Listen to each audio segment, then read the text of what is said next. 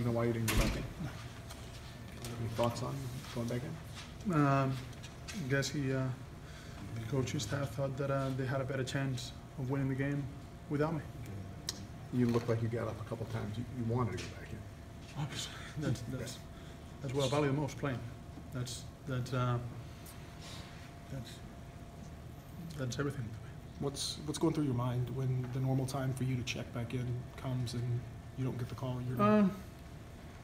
Obviously, you get frustrated. You take it personal. At the same time, you got to think about your teammates that are out there, and you got to cheer for them.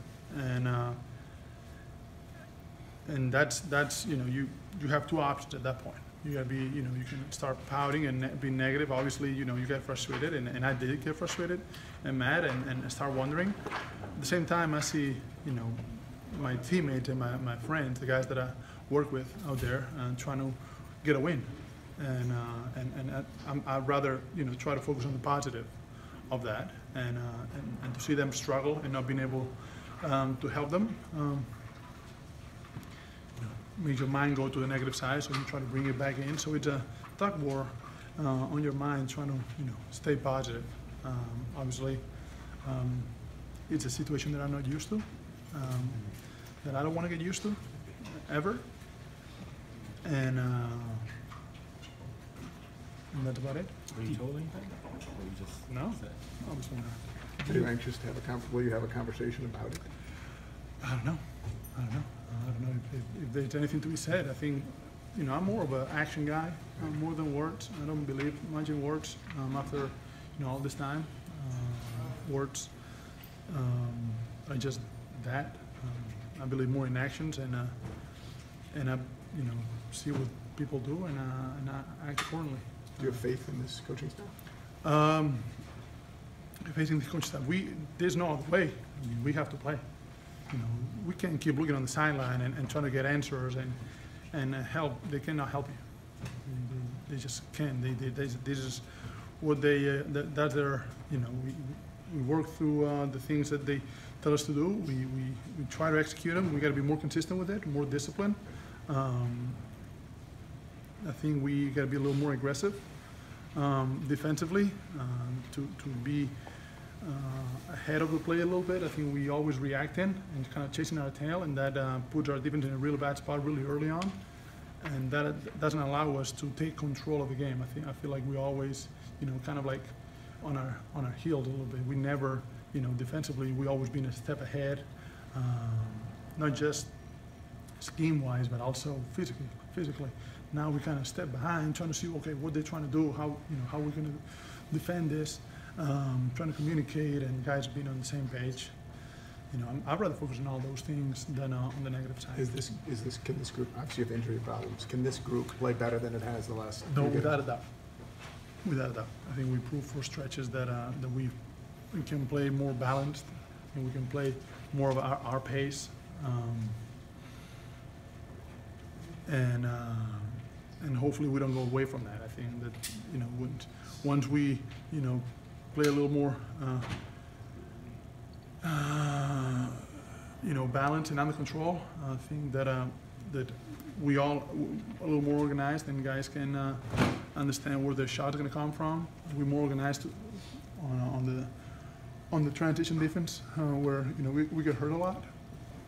So if we do those things and don't turn the ball over, take good shots, we can get back and do the ABC of basketball. How will you process this tonight when you leave here? I said I'm going to think about the positive. Positive things. That's it. Think about the big picture, and situations like this right now makes you value more, the good stuff, and the things that you have to go through. So the good stuff that you guys have accomplished before, the good stuff in life, or the good stuff right now. I mean, before and tomorrow. Right. You can't really change those. Right. I enjoy the past. Whenever I'm done playing, I look back, talking about the young group of guys, helping Didi, helping Ivan, helping Dylan, helping all the Andrew, all the young guys develop and understanding what this team, what this city is about. Like, how everything that we took us to this point and things that we believed in for so long. I mean, this is the legacy that you got to live through every day. You can't just not do that. That'd be really irresponsible on my part if I didn't do that. If I didn't show them what this is about. Is there any way, since you didn't get an explanation verbally, is there any way to interpret it other than the way that you're being blamed in some way for this? I'll let you guys interpret. I don't play interpretations. I'm hypothetical. I don't do that. I'll let you guys play around with it. I'm sure it's going to be a lot of fun for you guys. But I'm not going to do it. I don't think it's positive. I don't think it's anything good is going to come out of it. I'd rather, like I said, think about how can I help. And that's about it. Everybody good? Thanks, Mark. We Appreciate can it. go ahead. We can be here all day. Is that, I'm not tired today. how do you help in that sense, especially if you are in a position where now you're not playing the role, or at least the role was different today than it was in usual? How do you help? You adapt. You adapt. You obviously try to, in a way, prove them wrong. First of all, like I should be playing in the fourth quarter. I thought that I proved that multiple times, and you keep doing it. You're relentless. If you think I'm just gonna lay down, nothing coming. I'm not gonna just accept not playing the fourth quarter, and just be happy with it. That's not my character. That's never been my character since I've been here. I always strive for more, and this is gonna go back to the same situation. When was the last time you didn't play fourth quarter? When you were healthy? Well, we got blown out in Houston, I think, not too long ago, and kind of the same thing happened. And last year against Atlanta at home, I believe that was the last time. All right, thank you. Thanks, Mark. Appreciate it. I don't know where to go. You guys can keep going.